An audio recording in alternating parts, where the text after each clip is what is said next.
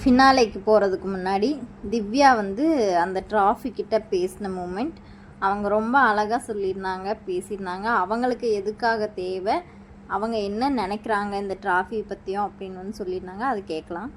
மக்களுக்கு என்ன வெளியில் ரொம்ப பிடிச்சிருந்துச்சு.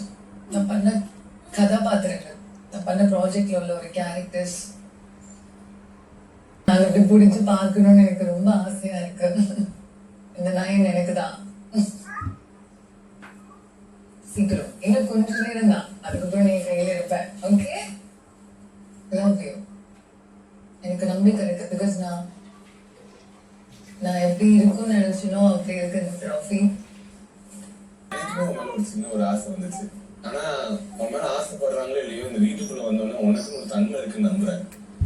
நேர்மே அந்த வீட்டுல 100% உழைச்சு இன்னமும் அவங்கள ஏதோ ஒரு எக்ஸ்ட்ராவா ஒரு புஷ் கொடுத்துட்டே இருக்கிற ஏதோ ஒரு நபரை நீ எப்பயுமே அட்ராக்ட் பண்ணிட்டு இருக்கேன்னு நான் நம்புறேன். அது நிறைய பேர் எல்லா உழைப்பையும் கொட்டியிருக்காங்க. அதெல்லாம் நீ அவங்களுக்கு கொடுக்க போற மரியாதைக்காக தான், நீ அவங்களுக்கு கொடுக்க போற அங்கீகாரத்துக்காக தான். நீ அவ்வளவு முக்கியம். அதை நான் முதல்ல உங்களுக்கே சொல்லணும்னு ஆசைப்படுறேன்.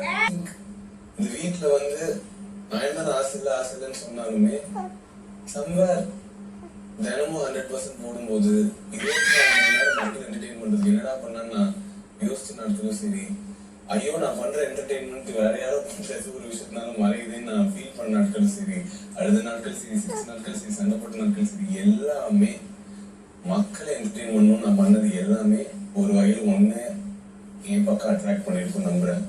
So if you love something, let it go.